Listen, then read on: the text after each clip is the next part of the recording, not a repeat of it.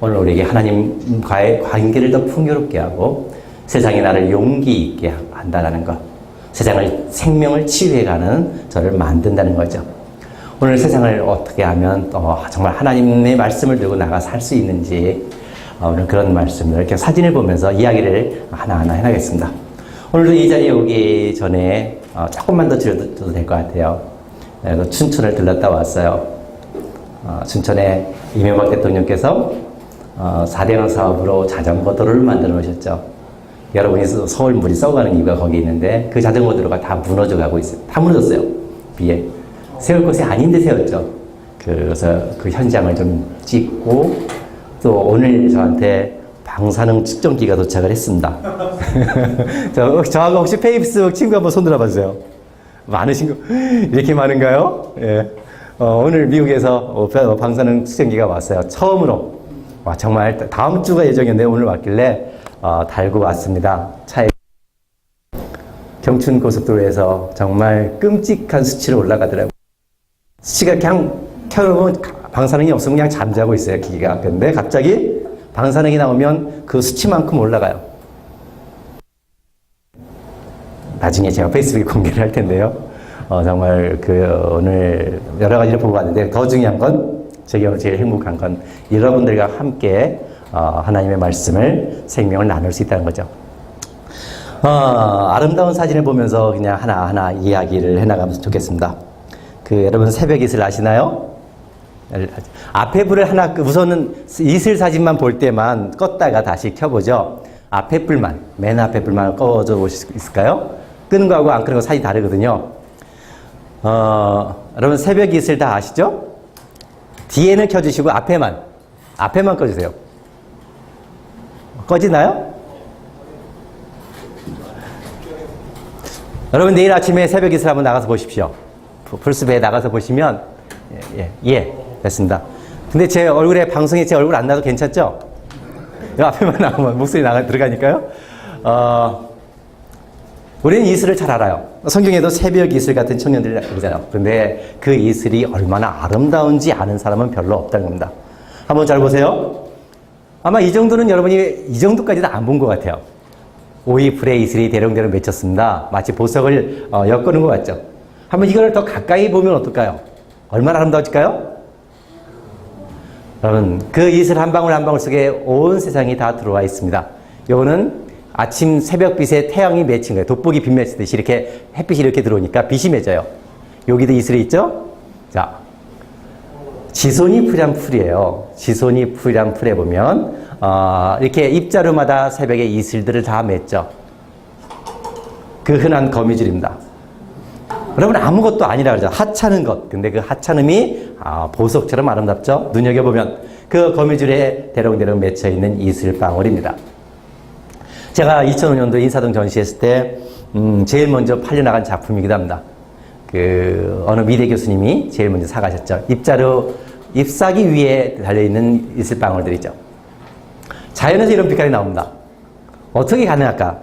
딱 이 사진들 보면서 여러분 마음속에 이런 생각이 딱 드실 거예요. 에이, 저건 포샵이야. 저게 어떻게 가능해? 근데 여러분, 포샵과 진짜는 다릅니다. 진짜 사진은 뒤에 있는 꽃이 배경색이 되어지고요. 뒤에 이슬방울 속의 사진과 뒤에 배경색이 동일해요. 뒤에 꽃이 요 안에 다 들어와 있죠. 요 파란색은 위에 잎사귀예요. 이슬은 상이 상하좌우가 바뀝니다. 뒤에 보면 나와요. 이걸 보면 진짜 에이, 저건 말이 안 돼. 포샵이야라고 말하고 싶죠. 새뜨기 풀이 참 이슬을 많이 맺습니다. 여러분 아침에 나가보시면 아마 새뜨기 풀이 이 주변에도 많을 텐데요. 잘 보세요. 이슬은 상이 상하좌우가 바뀐다 그랬죠? 하늘이 어디에 있나요? 밑으로 내려와 있습니다. 나무가 거꾸로 서 있죠. 밑에 있는 삼위국화꽃이 위에 있죠.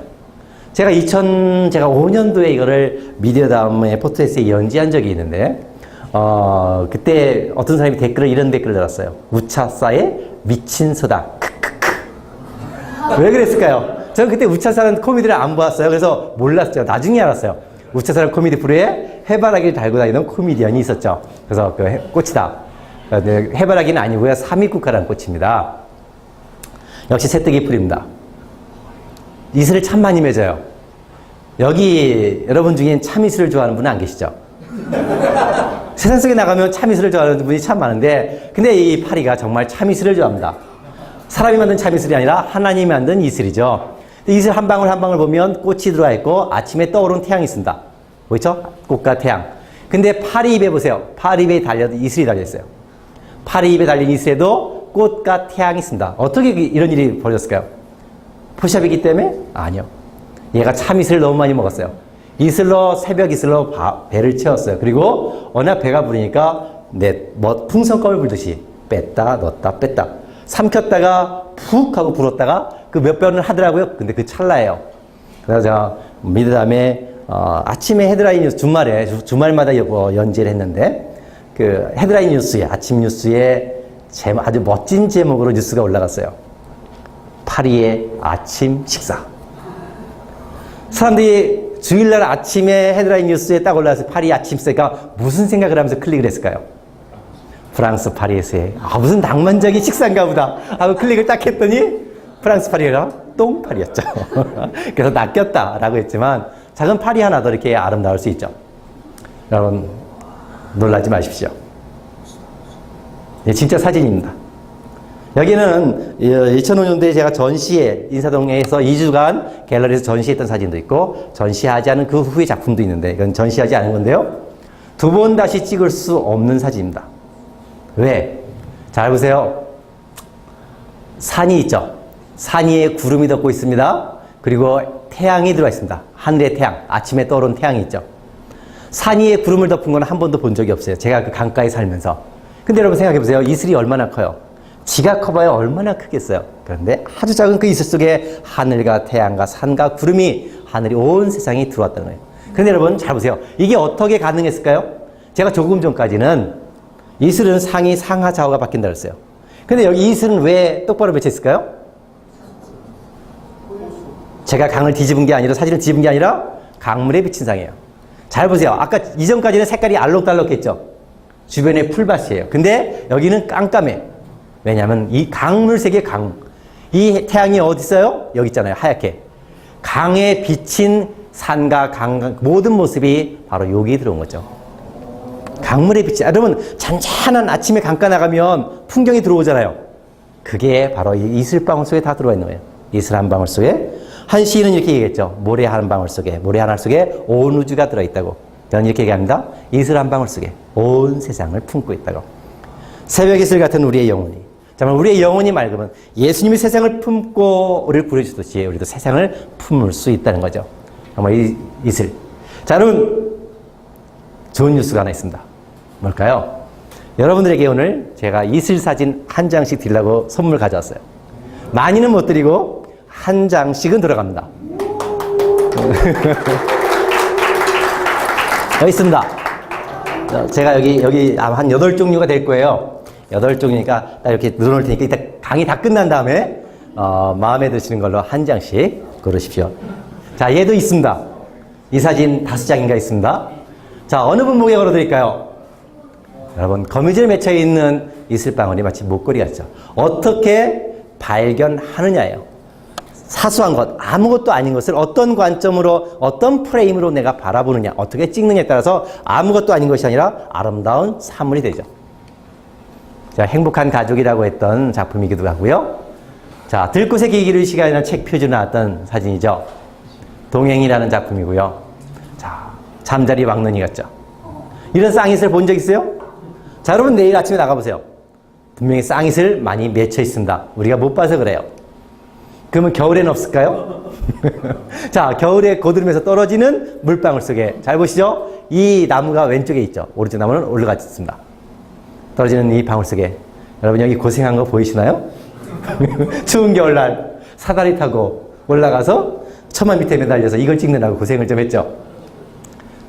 장미꽃잎에 맺혀있는 작은 이슬방울 한 방울 이렇게 아름답습니다. 가을입니다. 빔이 조금 색이 번지네요. 예, 그래서 번지는데 그 이슬방울 속에 낙엽들이 속삭이는, 저는 이 소란소란 도란도란 속삭임이 들려옵니다. 이 사진을 볼 때마다. 봄의 소리길인데요. 마치 성탄 트리 같죠. 비 왔습니다. 비 온 날 마당에 이렇게 화단에 나팔꽃이 피어 있습니다. 자, 마치 반딧불이 날아가는 거죠.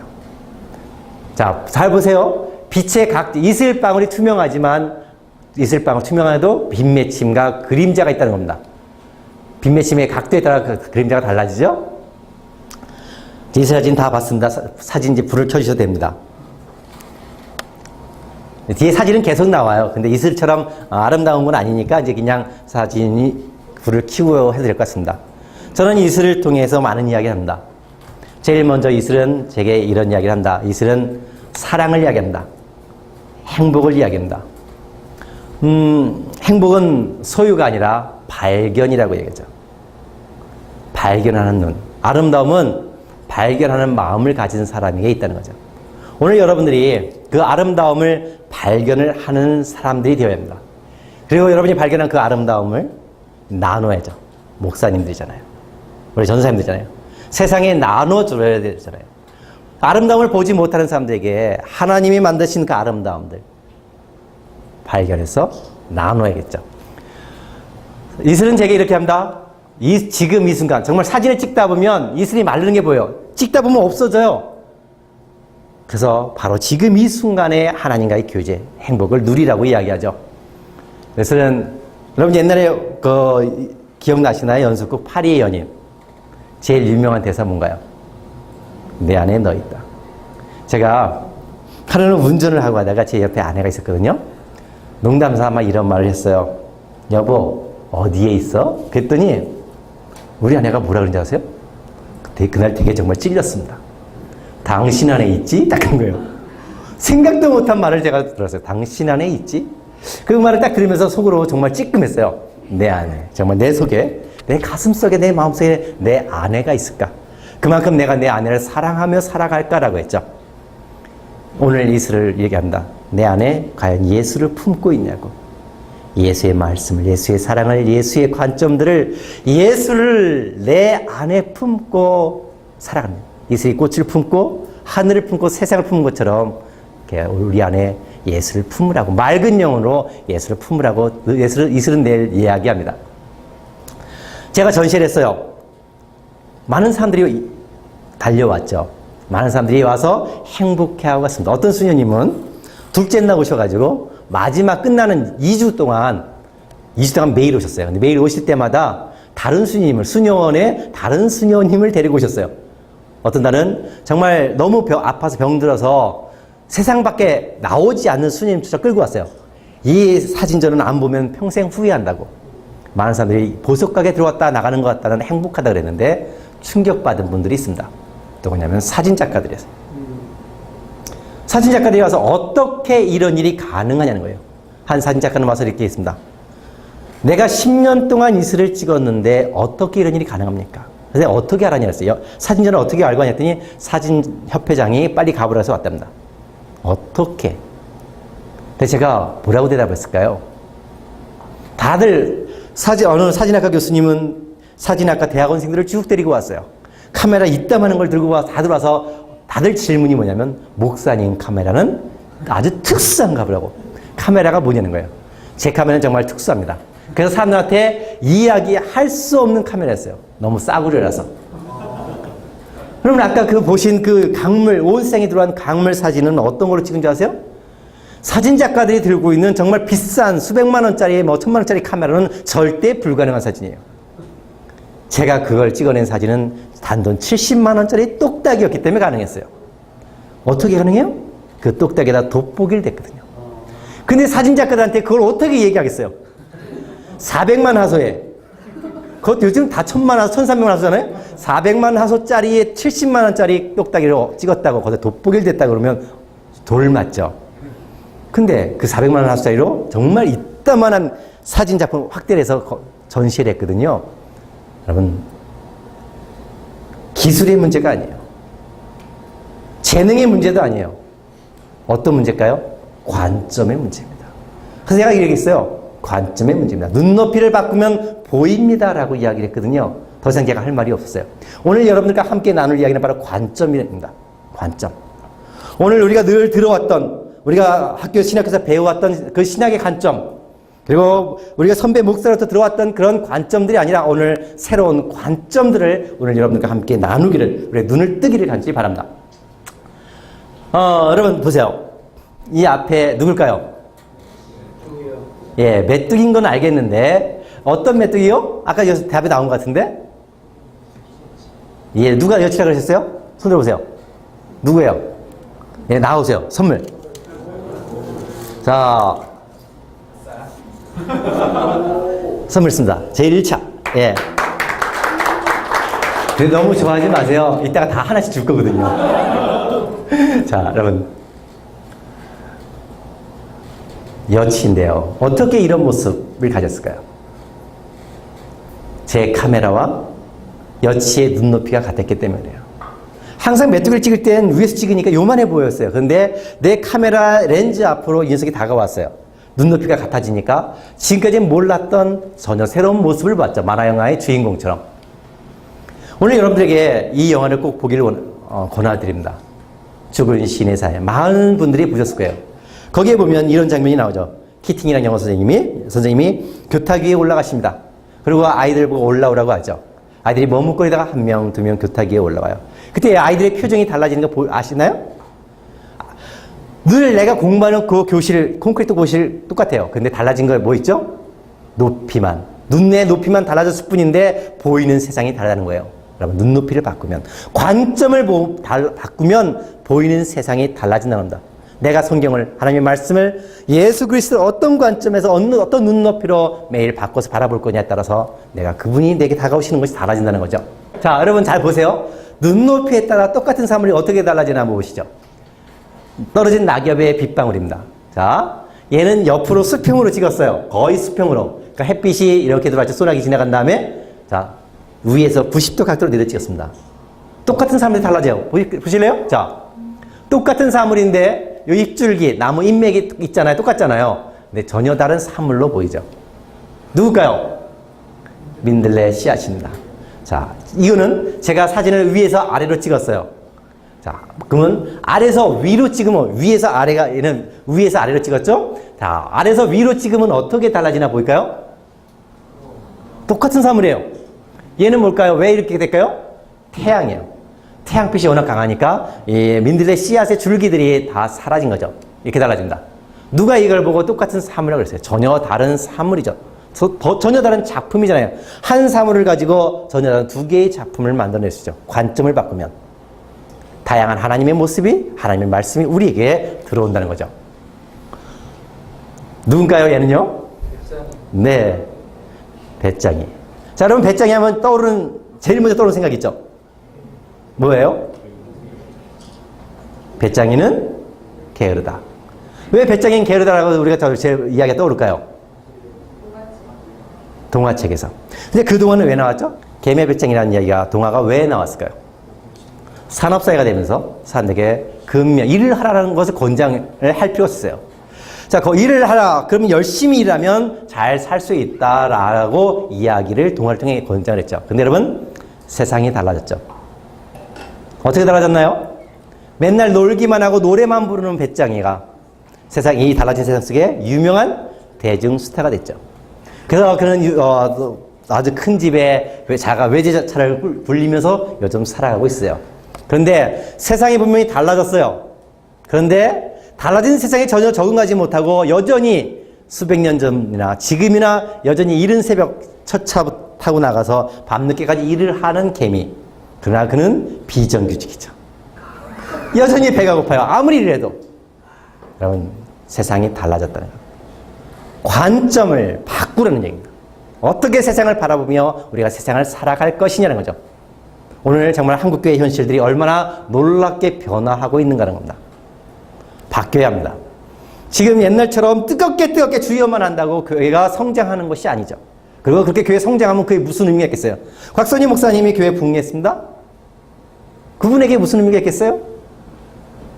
아들에게 변칙 세습을 하고 지금 또 아들이 또 교육에 문제가 있다라고 제가 소식을 듣고 있어요. 제가 다음 주부터 설교하는 교회가 한 달 전에 하고 왔고, 제가 6월 말까지 설교한 교회, 한 109년 된 교회입니다.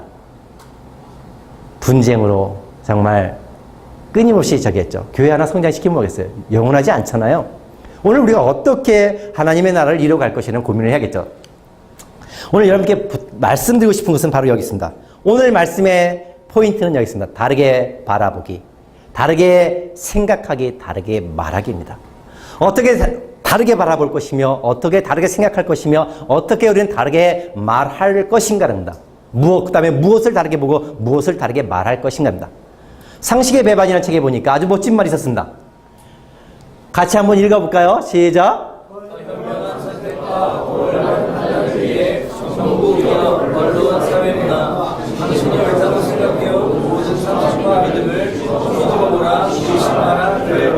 예, 뒤집어보라, 의심하라, 결별하라. 이 말이 너무 멋있었어요. 뒤집어보라, 의심하라, 결별하라.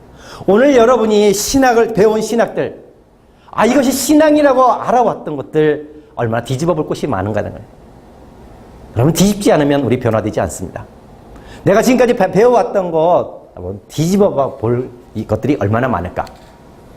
여러분 생각에 다 이제 아는 이야기겠죠? 한국교회 지금 어떤 상태일까요? 늘 많이 이야기하죠? 개독교다라고 이야기하죠. 무너지는 소리가 들립니다. 다음 주부터 설교할 교회는 한 4,500명 되는 교인이라고 하는데 그 교회가 설교할 건 아니고 그 교회에서 나온 성도들, 담임 목사님과 소송 중인 싸움 중인 교인들인데요. 재정 투명성을 요구하면서 아마 곧 PD수첩이 방송이 나올 것 같아요. 다음 주나 우리 이지 목사님 때도 인터뷰 요청 오셨다고 하는데, 여러분 교회를 인수합병하시는 아주 귀재입니다. 목사님이 교회를 다른 교회 건축하다가 교회가 재정이 어려움을 거져요. 그러면 교회를 살려준다고 하면서 교회를 사요. 그런 게 하나 둘 교회를 사요. 근데 교회는 재정이 투명하지 않아요. 교회 돈이 어디로 갔는지 아무도 몰라요. 목사님이 12억 주고 자기가 은퇴하고 갈 곳을 아파트를 사놓으셨어요. 근데 월 관리비가 300만 원이에요. 말할 수 없는 이야기들이 쏟아져 나와요. 그 교회가 정말 재밌더라고요. 난 그런 게 처음 봤는데요. 어떻게 목사가 교회를 인수합병할 수 있을까? 아주 M&A 기재던데요. 그럼 왜 목사를 하는지 모르겠어요. 정말 한국교회 무너져가는 소식이죠. 무너짐. 그러면 그걸로 끝일까라는 거죠. 과연 우리 교회에 희망이 있을까? 여러분, 희망이 있나요? 없나요? 한국교회요? 네, 여러분이 여기 계시니까 희망이 있죠. 바로 한국교회의 희망을 만들어갈 분들이 이 자리에 있으니까 한국교회에 희망이 있습니다. 무너짐이 끝이 아니죠. 제가 몇 년 전에 4대양 사업할 때 강연을 다녔습니다. 수원 지역의 목회자들 모임에 가서 강연을 했어요. 강연을 다 끝난 다음에 한 목사님이 나와서 기도를 하시는데 이런 기도를 하는 거예요. 깜짝 놀랐어요. 깜짝 놀라서 눈을 떴어요. 이런 기도를 하시더라고요.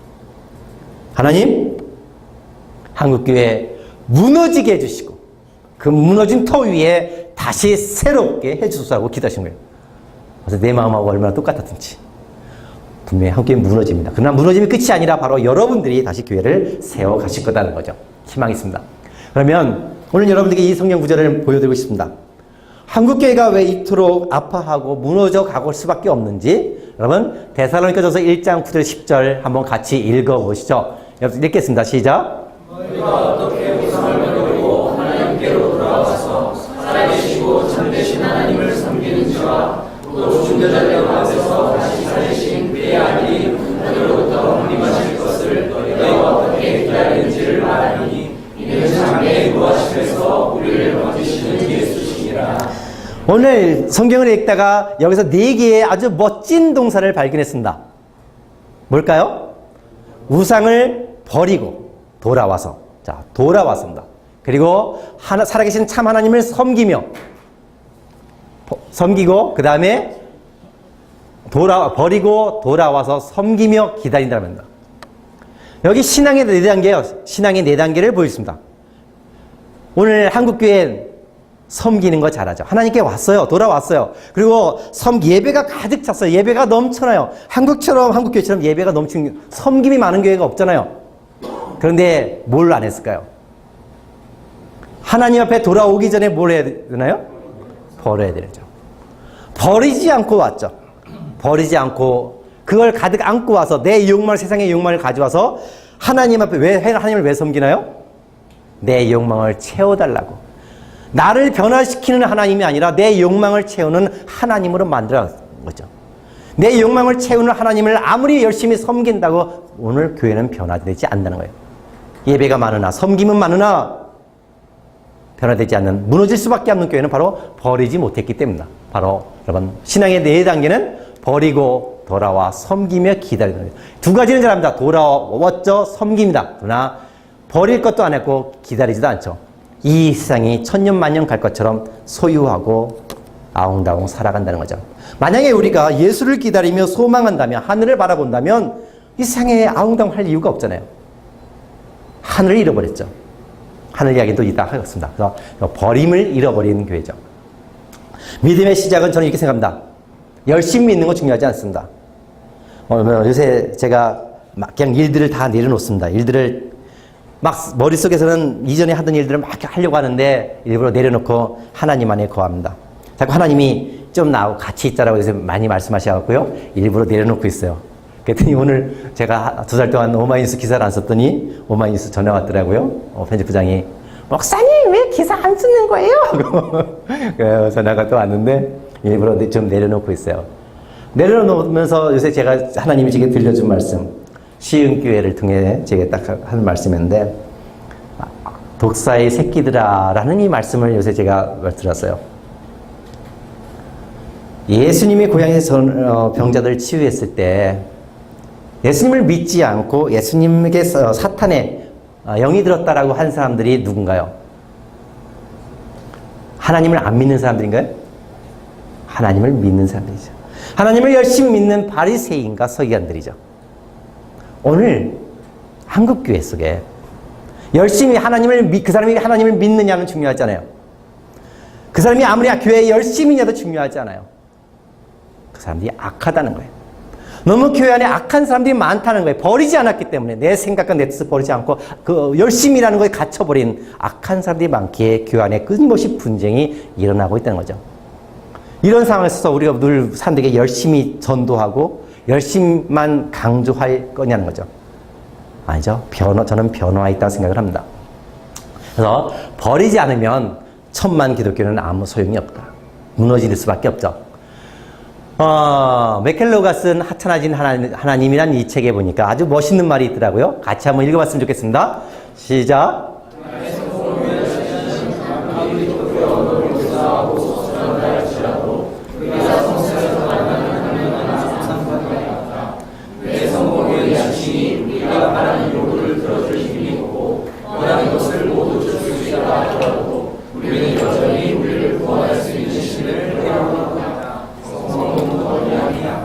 오늘 한국교회인들은 구원을 소망할까요? 성공을 구원할까요? 구원보다는 10원을 좋아하죠? 성공을 추구하죠. 구원을 소망하는 교인들이라면 이렇게 교회가 아프진 않을 거라 생각이 들어요. 구원받았다고 이야기하면서 구원은 관심이 없죠. 늘 교회 안에 싸웁니다. 예수님께서 분명히 말씀하셨습니다. 예수님의 말씀을 시작을 보면 회개하라는 말씀으로부터 시작합니다. 그럼 회개가 뭐냐라는 부분을 우리가 따져봐야 될 것 같아요. 회개가 뭘까요? 주일 예배 때마다 습관적으로 반복적으로 회개와 참회와 사죄 시간이 있죠. 여러분 교회에도 참회 시간 있나요? 한번 손 들어보세요. 여러분 예배 시간에 사죄와 참회 시간이 있는 교회 한번 손 들어봐 주실래요? 많죠. 예. 제가 시흥교회, 제가 9개월 전에, 10개월 전에 시흥교회 가고 제가 설교를 하면서 딱 예배 순서를 바꿔버렸어요. 10년 넘게, 몇십 년 동안 해온 관행을 2개를 바꿨어요. 하나는 예배 임예송 가운데 목사가 딱 성경을 끼고 들어가요. 목사도 예배자잖아요. 근데 딱 성도들과 성가대가 찬양하는 가운데 딱 당을 다 이러고 들어가요.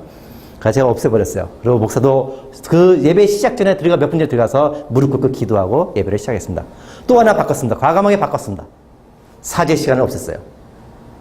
사죄와 참회 시간을 없앴어요. 왜? 사죄 당연히 해야죠. 내가 하나님 옆에 지은 죄를 참회하고 용서를 받아야죠. 근데 여러분 매일매일 습관적으로 장로들 기도 보시면 이 교회나 저 교회나 똑같잖아요. 하나님 지난주의 죄를 용서해 주시고 지난주에 죄를 용서했으면 이번 주는 안 해야 되잖아요. 근데 이번 주 또 지난주에 죄를 용서해달라고 또 하잖아요. 달라지잖아요. 그럼 반복적으로 이렇게 습관적으로 계속 기도를 하다 보면 어떻게 될까요? 성도들의 머릿속에. 하나님은 내가 하나님 앞에 나가려면 하나님은 어떤 분? 계산하는 하나님이라고 생각합니다. 여러분, 하나님은 정말 회개란 입술로 하는 그런 회개가 아니라 내 가슴을 찢는 그런 회개가 회개잖아요. 근데 내 가슴을 찢지 않고 정말 내 가슴을 찢는 변화가 되고 그 다음 주에는 회개 안 해도 될 거 아니에요. 그렇지 않잖아요. 똑같이 반복적으로 하죠. 그래서 저는 성도가 없애면서 그렇습니다. 참회가 중요한 게 아니라 감사가 중요했습니다. 정말 이렇게 허물 많고 부족하고 죄 많은 가운데도 불구하고 나를 하나님의 청자친 예배에 불러주신 것에 감사한다면,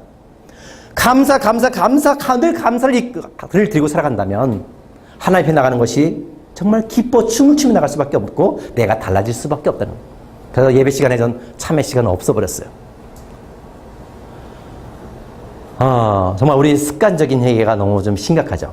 여러분, 습관적인 회개가 아니라 이런 회개가 필요하지 않을까 싶습니다. 자, 법부신부가 쓴 책에 이런 이야기 있습니다. 같이 읽어보죠. 읽으면서 자꾸 우리가 기억하는 거니까 오늘은 많이 읽을 것 같습니다. 자, 오늘 전반부에는 이런 신앙에 관한 이야기가 좀 많을 거고요. 후반부에는 우리의 눈뜸에 대한 이야기가 좀 나올 것 같습니다. 편하게 그냥 하시죠. 부담 갖지 마시고. 시작! 하나님의 나라는 회개를 요구한다. 회개라는 하나님까지 자신의 사과와 공양식을 하나님께 나쁘도록 함으로써 내적인 혁명을 수행한다. 회개란, 여러분, 내 생각과 내 행동을 하나님의 뜻에 맞게 나를 변화시키는 거죠. 근데 오늘 우린 하나님을 내 뜻에 변화시키려고 하잖아요. 하나님 내 뜻에 맞추려고 하잖아요. 회개란 내가 변화해야 된다. 맨날 습관적으로 회개하는 이유는 내가 하나님 뜻에 맞추지 않았기 때문에, 내가 변화하지 않고 있기 때문에 늘 습관적으로 회개할 수밖에 없다는 거죠. 여러분, 가장 중요한 것은 내적인 혁명, 하나님께 맞추도록 내가 변하는 것, 바로 내적인 변화라는 거죠. 여러분, 예수를 만날 때 가장 큰 특징이 뭘까요? 저는 이렇게 말하고 싶습니다. 변화다. 바로 예수를 따르는, 있던 나 자신의 자리로부터 예수를 따라가는 변화라는 거죠. 그 제자들이 어부에서 직업이 바뀐 게 아니라 삶이 바뀐 거잖아요. 가치가 바뀐 거고 존재 자체가 바뀌는 거잖아요. 그런데 오늘 교인들이 과연 변화하냐는 거죠. 변화하지 않죠. 우리는 지금도 예수를 만나면 이전과 다른 삶을 살아가야 되는데 우리는 지금도 늘 똑같은 삶을 살아가면서 내 욕망만 채우고 있다는 겁니다. 그러면 한국교회 회복의 길은 어디 있을까? 저는 여기에 있다고 생각합니다. 이 말씀 속에서 한국교회 회복의 길을 찾고 싶습니다. 에베소 1장 17절 19절 말씀 속에서 한국교회를 다시 거듭나게 하는 회복의 길을 찾고 싶습니다. 같이 한번 읽겠습니다. 시작!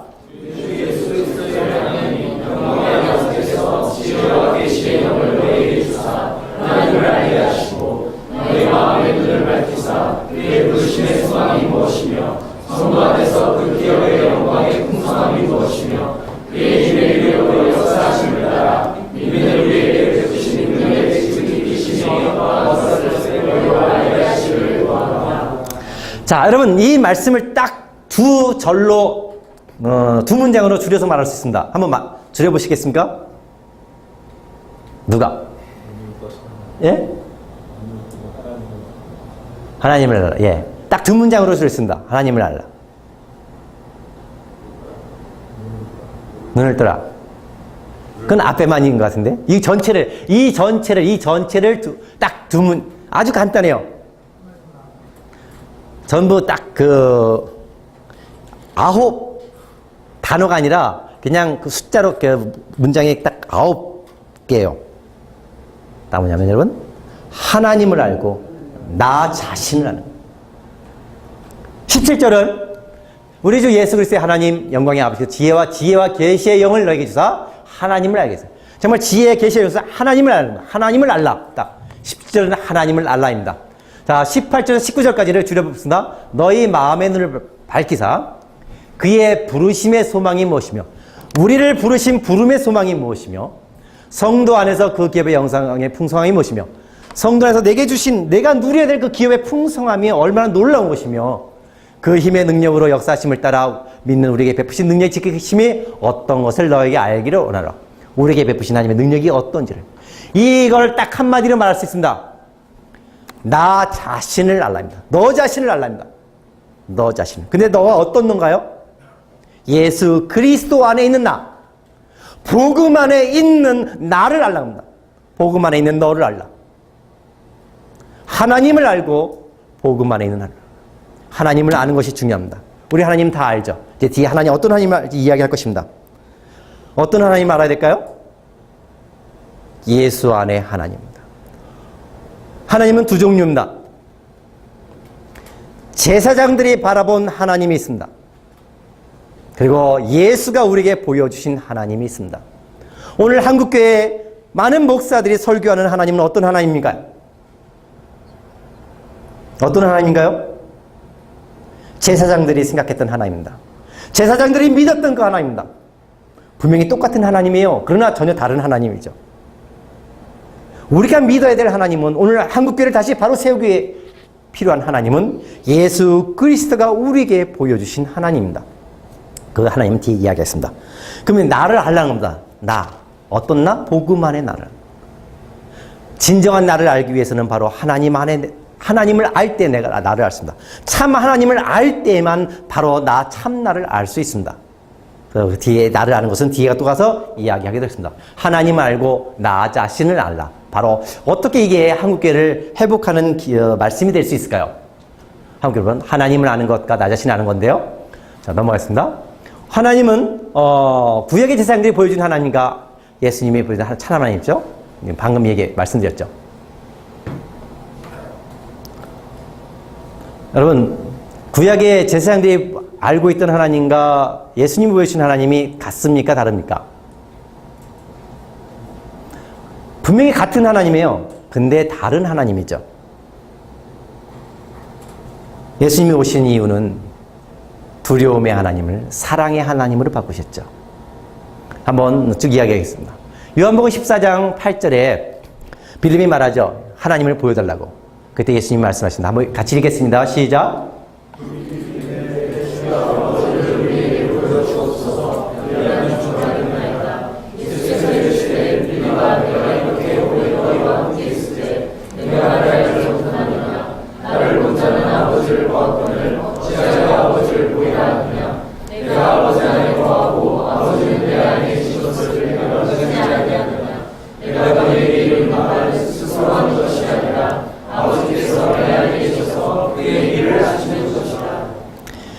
예수님이 그냥 자기의 뜻을 이룬 것이 아니라 자기 안에 아버지께서 함께 계셔서 아버지가 이룬 것이다. 바로 예수를 아는 것이죠. 예수를 아는 것. 예수를 알을 통해 하나님을 알 수 있다는 겁니다. 예수님께서 우리에게 보여주신 삶의 모습을 통해, 그 하나님의 모습을 통해 우리가 한국교회 회복의 길을 저는 찾을 수 있다라고 생각을 합니다. 여러분, 예수를 우리는 믿습니다. 신앙이라고 이야기하죠. 예수님이 나를 예배하라라는 말을 하신 적이 있나요? 믿음은 이야기했지만 예배하라고 하신 적은 없는 것 같아요. 근데 우리는 많은 교인들이 예수님을 예배하죠. 예수님을 숭배합니다. 그러나 여러분, 기독교는 예수를 따른다는 것은 예수를 숭배하는 것이 아니거든요. 예수를 예배하는 사람은 많지만 한국교회에서 문제는 예수를 따르는 사람이 없다는 것입니다. 예배가 아니라 예수의 삶을 따르는 필요가 있죠. 예배도 필요하지만 따름이 우리에게 필요하다는 것. 예배하는 자는 많으나 예수의 삶을 따르는 사람이 없는 것이 바로 오늘 한국교회의 문제가 아닐까 싶습니다. 분명히 예수님이 마태복음 16장 24절에 누구니 나를 따르거든 자기를 부인하고 자기 십자가를 지고 나를 따르라고 했습니다. 나를 따르라고 말씀하셨지 나를 예배하라라고 하지 않았어요. 한국교회 예배는 많아요. 예배는 넘쳐나요. 그런데 예수를 그 예배는 많으나 따름이 없기에 오늘 이렇게 아파하고 있는 것이 아닐까요? 똑같은 말을 했죠? 여러분, 제자도란 뭘까요?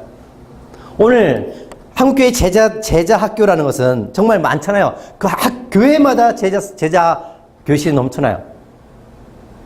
사랑의 교회. 얼마나 제자 훈련으로 가장 유명한가요? 그 제자 훈련 잘 된 그 교회가 지금 어떤 꼬라지인가요? 그렇죠? 거기에 어떤 모양이라는 아름다운 단어를 쓸 수는 없죠. 요즘 꼬라지라는 단어밖에 못 써요. 제자 훈련을 받았으면 달라야죠. 시흥교회 싸우고 치고받고 목사 싸웠어요. 거기는 제자 훈련 제대로 못 받았으니까 그렇게 될 수밖에 없어요. 그러면 제자 훈련 받은 교회는 달라져야죠. 제자 훈련 받은 교회인들이 어떻게 됐어요? 뭐 학위 논문 가짜 그까지 이렇게 무슨 소용이 있냐고. 그리고 올바른 문제 지적하는 사람들을 싸우고 하잖아요. 교회 분쟁에 보면 이성을 잃어버려요. 정말 신기한 건 교회 분쟁하면 사람들이 이성을 잃어버려요. 제정신인 사람이 없어요. 그리고 고소하고 고발하고 싸우고 뜯고 난리가 나죠. 제자훈련이라는 머릿속에 성경 공부만 했기 때문에 머리로만 채웠기 때문에 삶은 달라지지 않았다는 거죠. 분명히 여러분 제자훈련이란 성경 공부가 아니라는 거예요. 예수를 삶을 따라가는 삶이 바로 제자훈련이죠. 예수처럼 살아가는 것. 근데 예수처럼 살아가는 게 없잖아요. 이렇게 까놓고 얘기해 볼까요? 오정현 목사 그 논문이 무슨 논문인가요? 제자훈련이죠. 나 오늘 오면서 차 운전하고 오면서 그 생각이 들었어요. 나 생각 안 하고 있었는데 오늘 이제 설교하고 하면서 생각하면서 운전하고 오다 보니까 그 사람 논문이 제자훈련이네.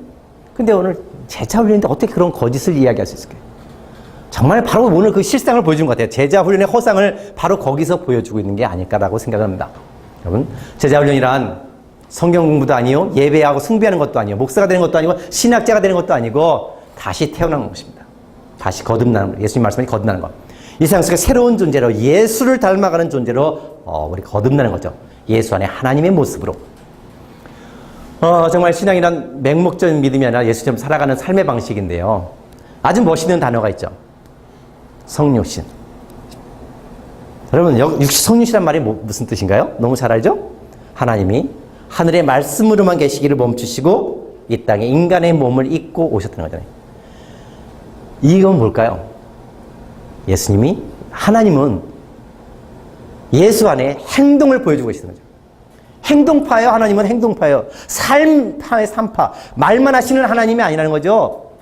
삶으로, 온몸으로 보여주고 있다는 거예요. 예수 안에서 온몸으로 실천하시는 분이 바로 하나님이라는 거예요. 근데 이런 실천하시는 하나님을 바라보면서 우리는 성육신 나를 위해 십자가를 지고 죽었다고 이야기하면서 우리는 삶을 달라지려고 전혀 다른 하나님을 믿고 있다는 거죠. 성육신이라는 한 단어 속에서도 벌써 하나님의 행동을 보여주고 있다는 것입니다. 복음은 하나님입니다. 성육신 복음은 하나님의 행동을, 우리를 향한 하나님의 사랑을 행동으로 보여주는 것이 바로 성육신이라는 거죠. 누가복음 4장 18절 19절에 멋있는 말씀이 있죠. 예수님이 이제 세례를 받으시고 공사역을 시작하시기 전에 읽은 말씀이죠. 이사야서 61장 1절, 2절, 3절 말씀이죠. 같이 한번 읽겠습니다. 시작. 주의 성령이 내게 임하셨으니 그는 가난한 자에게 복음을 전하게 하시며 그에게 기름을 부으시고 나를 주사 모든 자에게 자유를 무너진 자에게 다시 제함을 전파하며 눌린 자를 자유롭게 하고 주의 은혜를 전파하게 하려 하십니다. 예, 아멘. 예수님이 오셔서 첫 번째 본인의 삶의 사역의 방향을 말씀하시는데 신학을 풀어 말씀하지 않았잖아요. 하나님에 관해 말하지 않았어요. 너희가 믿고 있는 하나님은 이러이러 하나님 일을 믿어야 된다고 신앙을 이야기한 게 아니에요. 실천의 방향을 이야기하고 있어요. 내 삶을 어떻게 살겠다고 말씀하고 계시잖아요. 그리고 그분은 그렇게 사셨어요. 오늘 우리의 신앙의 방향이 어떻게 갈 것인가를 저는 여기에 보여주고 있습니다. 가난한 자에게 복음을 전하고 그리고 포로된 자에게 자유를, 눈먼 자를 눈뜨게 하신 삶으로 그분의 신앙을 우리에게 보여주고 계시죠. 한국교회의 문제는 바로 여기 있는 것 같아요. 하나님의 사랑을 삶으로 보여주신 그 예수를, 행동파 예수를 어두운 교회당 건물 속에 가둬놓고 예배하고 있다는 거죠. 오늘 한국교회 예배는 제사적 성격이 강하죠. 제사잖아요. 제사하고 다를 게 뭐가 있어요? 자, 여러분, 죽은 신도 제사하죠. 우리 죽은 조상들 제사하잖아요. 오늘 예수님을 예배하는 것과 다를 게 큰 차이가 뭐가 있냐는 거예요. 오늘 우리의 예배는 하나님은 살아있다고, 예수님은 살아계신 하나님을 믿는다고 라고 입은 고백하지만 오늘 우리 예배의 특징은 죽은 신을 예배하고 있는 거죠. 정말 살아있는 신을 예배한다면 오늘 우리의 모습이 이럴 수 있냐는 거예요. 우리 예배가 달라질 수 있겠죠. 우리 삶의 예배의 특징은 죽은 신이라는 거예요. 정말 살아있는 신이라면 우리는 달라져야 한다는 겁니다. 오늘 우리 한국교회 회복의 길은 정말 거룩한 유물로 예수를 교회당에 가둬놓아서 끄집어내야 된다고 생각합니다. 세상 속으로 오늘 교회 안에 갇혀있는 이 믿음을 세상 밖으로 끄집어내서 우리가 달라져야 되지 않을까라고 생각합니다. 삶 속에서, 세상 속에서 하나님을 만나야 되지 않을까. 그래서 예수를 따름. 따름이란 교회 안에서만 따름이 아니잖아요. 우리는 세상과 교회를 많은 사람들이 보면 세상과 교회를 분리하는 사람이 너무 많은 것 같아요. 세상도 우리가 품어야 되잖아요. 그래서 세상을 교회로 만들어야 되잖아요. 근데 우리는 세상을 너무나 분리하고 있는 거죠. 내가 세상 속에 예수의 말씀을 들고 예수의 따름을 통해 세상을 하나님의 나라로 만들어가는 것. 그게 바로 우리의 사역의 목표가 아닐까라고 생각합니다. 제자의 길, 따름은 부탁일까요? 명령일까요? 명령입니다. 우리는 근데 그 명령을 따르지 않고 있어요. 명령을 따르지 않는 것은 뭔가요? 명령을 거부하고 있죠. 그것은 죄죠. 오늘 여러분이 분명히 우리가 생각하기 이거 같아요. 나를 따르라. 내 삶을 따르라는 그 예수님의 말씀은 명령이라는 것. 내가 반드시 따라가야 되고 지켜야 될 명령이다 라고 저는 생각을 합니다. 명령을 잃어버린 우리는 죄 가운데 있다. 그래서 개독교라는 오명을 쓰고 있는 것 같습니다. 예수님이 분명히 빛과 소금이라고 말씀하셨습니다. 참 멋있는 말씀이에요. 축복의 말씀이죠. 근데 이 말씀이 있죠. 소금이 그 맛을 잃어버리면 길가에 버려진 소금이 되죠. 자, 맛을 잃어버려서 길가에 버려진 소금을 딱 한마디로 한 단어로 바꿀 수 있습니다. 뭘까요? 예, 쓰레기. 오늘 한국교회는 어떤 모습일까요? 빛됨을 잃어버리고 어둠 속에 있는 교회. 소금의 맛을 잃어버리는 한국교회는 지금 어떤 상태냐는 거예요. 차마 말을 할 수 없지만 정말 그래서 개독교라고 욕을 먹고 있는 게 아닐까요? 그러나 오늘 여기 앉아있는 우리 목사님들 그리고 여러분들이 다시 교회를 정말 빛과 소금으로 바꿔내야 될 우리에게 사명이 있는 게 아닌가 싶습니다. 그러면 예수를 따르려면 과연 어떻게 해야 될까라는 겁니다. 예수처럼 살고 예수처럼 닮아가기 위해서는 예수가 어떤 분인지 알아야겠죠. 예수가 어떤 삶을 살았는지 알아야지만 그분을 따라야 갈 수 있는 거죠. 가장 중요한 포인트는 여기 있는 것 같아요. 예수가 가면 어떤 삶을 살았는가라는 것. 요새 제가 지금 정리하고 있습니다. 요새 예수님이 어떤 분일까라고 생각을 했어요. 그냥 하루는 며칠 전에 앉아가지고 예수가 어떤 분일까라고 했더니 제일 먼저 떠오른 것이 예수님은 종교개혁자였습니다. 사회제도개혁을 했습니다. 여성운동자입니다. 정말 또 예수님 참 다양한 걸 참 많이 하셨죠. 또 뭐가 있나요? 여러분이 알고 있는 예수님의 모습. 예수님의 특징을 지어본다면 생태운동가이기도 합니다. 의사죠. 언론입니다. 자, 하나씩 한번 설명을 해볼까요? 저기입니다. 맨 처음에 제일 먼저 종교개혁을 한번 볼까요? 자, 여러분 요한복음 1장 29절 한번 읽어보시죠. 시작.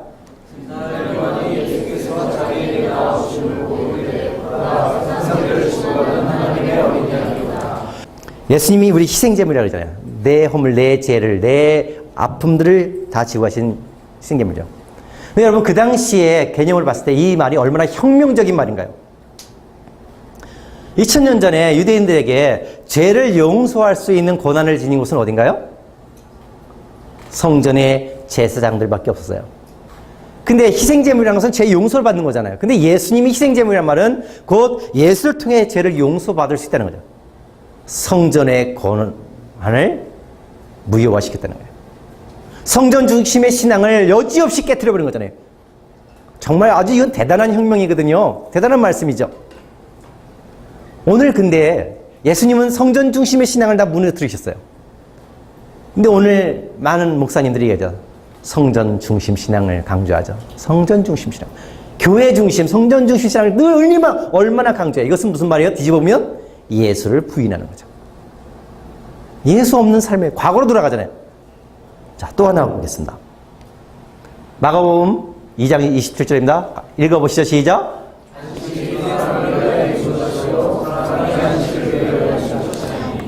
유대인의 가장 두 가지의 그 목숨 건 것, 성전 신앙과 안식일을 두 가지를 예수님은 여지없이 무너뜨렸어요. 안식일을 위해 목숨을 걸고 인간이 존재하는데 예수님은 오히려 사람을 위해 안식일이 존재하는 거죠. 오늘 주일 성수한다 그러잖아요. 여러분, 주일 성수라는 말이 맞습니까? 한번 그걸 여러분께 묻고 싶어요. 여러분 생각은 어떻게 생각하시나요? 이따가 뒤에 예배라는 말이 나올 텐데 왜 예배드린가 복음 이야기 때문에 할 거지만 예수님은 우리에게 말씀하십니다. 하나님이 왜 우리에게 예배하라고 했을까? 안식일이 왜 필요할까요? 우리에게 예배를 받기 위해서 안식일을 만드셨을까요? 이 문제는 여러분 꼭 여러분과 나누고 싶어요. 하나님이 예배가 필요해서 우리에게 예배를 받기 위해서 여러분 안식일을 만드셨을까요? 한번 이거 생각해 보신 적 있어요? 하나님이 6일 동안 너무 온 선지창조를 다 만드시나고 너무 피곤해. 그래갖고 피곤해서 쉬기 위해서 안식일을 만드신 겁니다. 하나님이 안식이 필요해서. 저는 절대 그것이 아니라고 생각이 들어요. 하나님이 인간을 위해서 안식일을 만드셨습니다. 인간을 위해서. 인간이 쉼이 없이 안식이 없이 일주일 동안 내 일만 하면 번아웃 되잖아요. 인간 삶의 삶다운 인간성을 파괴되잖아요. 그래서 하나님이 먼저 쉼의 표상을 통해서 인간에게 쉼을 모범을 보이신 거죠. 하나님이 쉼이 필요한 게 아니라 우리에게 쉼이 필요하기 때문에 쉼의 날을 만들어준 거예요. 예배하는 날이 아니라 쉼의 날을 만들어주신 거죠. 근데 그 쉼이 예배 안에 하나님을 만남으로써 하나님의 기운으로 내 나를 채우는 거죠. 그것이 참 쉼이라는 거죠. 하나님을 예배하기 위한 예배가 아니라 하나님을 만나고 하나님 안에 하나님을 경배하고 하나님의 안에 쉼을 통해 내가 다시 새로워지고 능력이 거듭나지고 그것이 예배라는 생각이 들어요. 그게 바로 쉼이라는 거. 그 쉼이 우리에게 필요하다는 거. 그게 안식일인데 우리는 안식이라는 그 문자를 지키기 위해서 그것이 주일로 예수님 뒤로 바뀌었는데 주일 성수라는 말로 또 바뀌어 있다는 거죠. 거기에 우리가 매여 있는 것이 아닌가. 뒤에 또 다시 이야기하겠습니다. 이렇게 예수님은 가장 그 시대의 가장 큰 핵심인 정말 건들 때가 큰일 나는 성전신앙과 안식일의 두 가지 큰 틀을 무너뜨리셨죠. 그래서 예수님은 분명히 종교개혁자입니다. 또 다른 이야기할 게 많겠죠. 자, 예수님은 사람 중심의 경제를 개혁하셨어요. 사람 중심의 경제. 어떤 게 있을까요? 두 가지 성경 말씀을 찾아볼 수 있을 것 같아요. 제일 먼저 거라사 강인 이야기가 나올 수 있겠죠. 미친 한 사람. 그 세상 속에서 아무 가치 없는 한 사람이죠. 누가 죽여도 가치 없는 한 사람. 근데 아무 쓸모없는 한 사람의 가치를 위해 그 많은 돼지떼를 그 당시에 돈으로 한 사람은 얼마나 큰 돈일까요? 예수님은 그 한 사람을 위해 돼지떼를 희생하셨습니다. 또 한 비유를 볼까요? 포도원 품꾼 비유죠. 아침 일찍 나온 일하는 사람이나 점심때 나온 일하는 사람이나 끝나기 1시간 전에 나온 사람이나 똑같은 품삯을 주셨어요. 우리가 일한 만큼 주신 것이 아니라 우리에게 필요한 만큼 우리의 필요대로 나눠주신 사랑을 이야기하죠. 오늘 이 세상은 어떤가요? 내가 똑같이 일을 해요. 똑같이 일해도 비정규직을 해갖고 비정규직이라고 해서 이 월급을 적게 주잖아요. 사람 중심. 오늘 세상은 인간이 기계의 부속품이죠. 네, 예수님은 사람이 중심이라고 합니다. 오늘 교회에서도 마찬가지잖아요. 오늘 많은 교회를 보면 교회의 부흥을 위해, 교회의 성장을 위해 한 사람을 필요합니다. 그리고 그 사람의 효용 가치가 다 떨어지면 차버립니다. 그런 일이 얼마나 비일비재해요. 사람 중심의 교회가 아니라 사람 중심의 그 신앙이 아니라 교회 성장 중심의 교회를 위한 신앙인들이 되어 있죠. 자, 여러분 여성주의자. 예수님은 얼마나 정말 그 당시에 여성들은 성전 안에 들어갈 수 없잖아요. 성전 가운데 문까지만 들어갔지 제사 드리는 걸 희생제사 드리는 걸 볼 수 없었죠. 근데 예수님 늘 가까이 여인들이 같이 있었죠. 예수님은 최고의 언론입니다. 뒤에 이따 이야기하겠습니다. 얼마나 멋진 언론인이신지 그리고 우리가 왜 언론이 되어야 되는지 맨 마지막에 이야기하겠습니다. 예수님은 의사죠. 예수님은 우리의 질병을 고쳐주셨습니다. 예수님은 노동자입니다. 노동을 사랑하십니다. 목수였죠. 수고하고 무거운 짐진 자들아라고 이야기하셨을 때 그 수고와 무거운 짐진 자 바로 삶의 피폐한 일에 지쳐있는 우리를 초대하고 계시죠. 노동을 아십니다. 예수님은 떠돌이십시입니다. 오늘의 그 주택 문제 속에 예수님은 우리에게 말합니다. 말할 게 참 많은 것 같아요. 예수님은 걷기 예찬자였던 것 같아요. 늘 걸어다녔어요. 오늘 이 사회 문제, 이 환경의 문제는 어디서 올까요? 가장 큰 이 환경 파괴의 주범은 바로 자동차입니다. 오늘 이 산업사의 그 가장 중심 문화가 뭔지 아세요? 자동차예요. 자동차를 중심으로 모든 경제들이 돌아가요. 자동차의 기름을 넣기 위해서 기름이라든지 모든 것이 자동차 중심을 통해 굴러가고 있죠. 그거로 인해 파생되는 모든 환경오염과 문제들. 근데 예수님은 걷기를 사랑하셨어요. 예수님은 최고의 설교가죠. 이야기꾼입니다. 상상력이 대합니다. 이것도 뒤에 이야기하겠습니다. 예수님은 최고의 생태주의입니다. 예수님은 늘 자연을 통해서 하나님의 말씀들을 우리에게 들렸습니다. 그것도 뒤에 또 이야기하겠습니다. 자, 오늘 우리가 어떤 예수를 아느냐에 따라서 우리의 삶이 달라질 수밖에 없습니다. 내가 예수를 따라가고 있다 고백한다면 내가 어떤 예수를 알아야 하느냐는 거죠. 오늘 많은 한국 교회에서 이야기하는 예수님의 모습은 그냥 그저 믿으면 천국 가는 복 주는 예수만을 알고 있기에 우리의 삶이 달라지지 않죠. 그러나 예수님은 그런 예수가 아니라는 거죠. 우리가 죽으면 천국 가죠. 그러나 그 구원만이 아니라 그 구원은 그 천국의 삶은 이 세상부터 오늘 이런 찬양이 있죠. 저 세상 먼 곳에 천국이 없어도 좋아요. 오늘 이곳에 주님과 함께하는 그날이 천국이라는 거. 정말 예수를 따라가야 되지 않냐. 어떤 예수? 그래서 오늘 여러분에게 말하고 싶은 건 아까 이거죠. 참 예수를 알고 예수처럼 살기 위해선 다르게 바라보고 다르게 생각하고 다르게 말하고 뒤집어보고 의심하고 결별해야 될 필요가 우리에게 있다. 그럼 어떤 것일까라는 겁니다. 자, 그래서 아까 우리 에베소 1장 17절 19절에 읽었죠? 하나님을 알고 나 자신을 아는 것이다 그랬습니다. 자, 하나님을 아는 것은 예수 안에 예수가 보여주신 하나님, 바로 예수의 모습을 아는 것이 우리에게 필요하다는 것입니다. 그 다음에 나를 아는 것은 바로 예수 안에 나, 복음 안에 나를 아는 것입니다. 복음 안에 내 가치가 어디에 있는지 아는 것입니다. 두 가지 방금 이제 말씀드렸습니다. 이제 복음 이야기를 좀 해보겠습니다. 복음이란 뭘까요, 여러분? 우리가 지금 늘 이야기 많이 합니다. 복음 이야기, 복음이라는 단어처럼 흔한 단어가 없어요. 그런데 놀라운 건 복음이란 단어처럼 아주 흔하게 사용하는 단어 없는데 복음이란 단어처럼 이해가 안 된 단어도 없습니다. 늘 복음 이야기에 복음주의란 말도 있어요. 근데 나는 복음주의 운동 뭐 많은데 도대체 그 복음주의 운동이 뭔지 모르겠어요. 여러분, 복음이 뭡니까? 내가 너무 어려운 질문했나요? 아니면 너무 쉬운 질문해서 그런가요?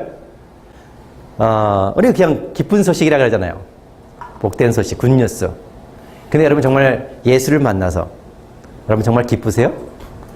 아니면 여러분 교회 교인들 속에 정말 예수를 믿는 게 기뻐하는 사람, 복음을 누리며 살아가는 복된 소식 안에 기뻐 행복해하는 신앙인을 여러분 얼마나 보셨어요? 있습니까?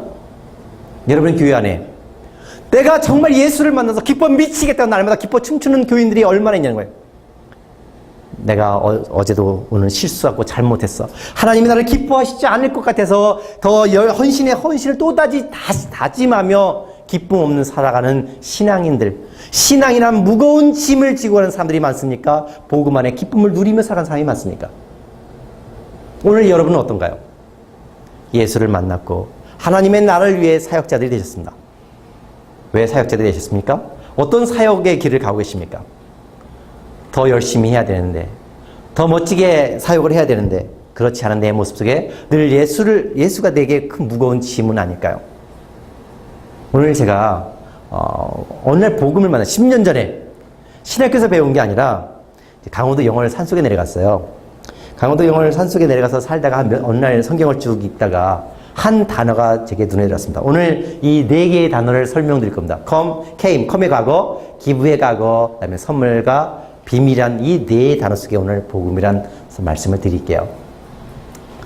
여기 패친들 계시죠? 그래서 아마 책 읽은 분이 아실 텐데 오늘 성경을 읽다가 이 단어가 딱 들어왔어요. 디모데전서 1장 15절 한번 같이 읽어보죠. 시작.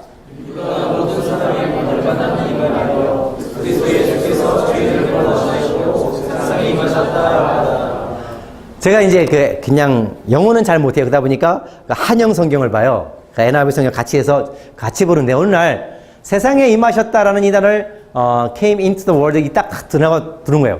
이 단어가 딱 들었어요. CAM이라는 단어가 제 눈에 이만하게 들었습니다. 정말 아주 이따만하게 들었어요. 모르는 단어가 아니잖아요. 하나님이 인간의 몸을 입고 이 땅에 오셨다는 걸 어릴 때부터 배웠잖아요. 그런데 그날따라 굉장히 크게 들었어요. 내게 아주 크게 한 대 얻어맞았습니다. 우리는 그동안 하나님께 나오라라고 끊임없이 이야기를 들었어요. 그런데 오늘 그날따라 늘 제가 알고 있던 그 말씀이 하나님이 이미 내 곁에 와 계시다라고 말을 하는 거예요. 하나님이, 예수님이 이미 내 곁에 세상이란 저 먼 세상이 아니라 바로 나르잖아요. 내 안에 와 계시다는 거예요. 그래서 복음이란 내 안에 계신 하나님, 내 삶에 나와 동행하시는 하나님, 늘 내 곁에 나를 붙들고 계신 하나님을 발견하는 거예요. 오늘 많은 목사님이 하나님 앞에 나오라고 이야기하는데 하나님 앞에 나오는 것이 아니라 우리의 신앙이란 매일매일 우리 삶 속에 나와 동행하신 하나님을 발견하는 것. 이미 내 곁에 계신 하나님을 그분을 보는 거거든요. 의식적으로 의도적으로 그분을 찾고 그분을 발견하고 그분과 동행하는 것. 근데 우리는 하나님을 늘 멀리 계셔놓잖아요. 멀리 던져놓고 막연한 하나님 속에 살아가는 거예요. 하나님의 임재를 임마누엘 하나님. 바로 우리 삶 속에 계신 하나님, 나를 이미 찾아오신 하나님, 나중에 언젠가 나를 찾아오실 하나님이 아니라 이미 찾아오신, 내게 찾아오셔서 나와 함께 내 안에 머물고 계신 하나님을 발견하라. 이게 바로 복음이라고 저는 들었습니다. 두 번째, 개입이라는 단어였습니다. 성경을 읽다 보니까. 그래서 이 컴의 과거형을 다시 성경을 읽어봤어요. 그랬더니 정말 성경엔 두 개의 단어가 신약엔 처음부터 마지막까지 관통하고 있습니다. 오셨다, 오셨다, 오셨다, 오셨다는 말. 또 한 단어, 주셨다는 단어였습니다.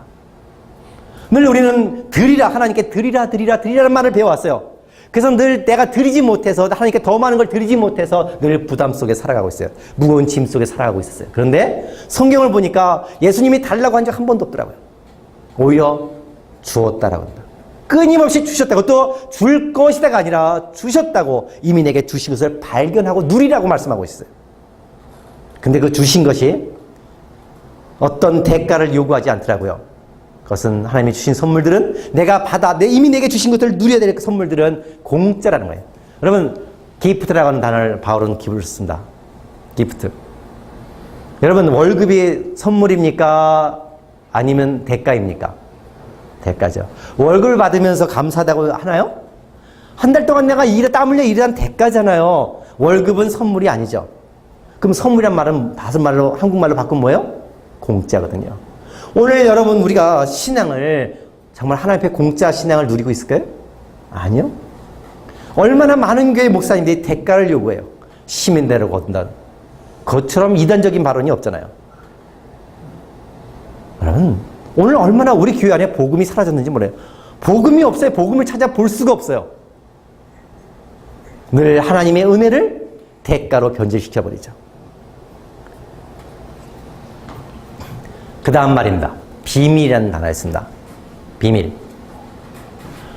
골로새서 2장 2절 한번 같이 읽어보겠습니다. 시작. 하나님의 비밀이 그리스도를 깨닫게 하려 함이니. 그 다음 골로새서 4장 2절 3절.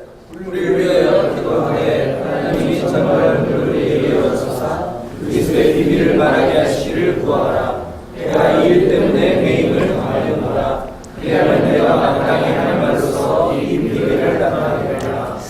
여러분, 사도 바울이 비밀을 깨달았습니다. 그리고 하나님의 비밀 이야기를 많이 해요. 사도 바울이 깨달아서는 정말 하나님의 비밀을 전하기 위한 사슬의 메인 죄인이 되셨는데, 사도 바울의 가슴을 뜨겁게 한 그 비밀은 무엇일까요? 정말 감방에 갇혀가면서도 죽을 고비를, 그 수많은 고비들을 넘겨가면서도 그 가슴에 뜨겁게 행복하게 지냈던 그 사도 바울 가슴 속에 있는 하나님의 비밀은 무엇일까요? 하나님의 비밀이 그리스도라고 얘기했는데, 바울이 깨달은 그 비밀, 여러분 뭐라고 생각하세요?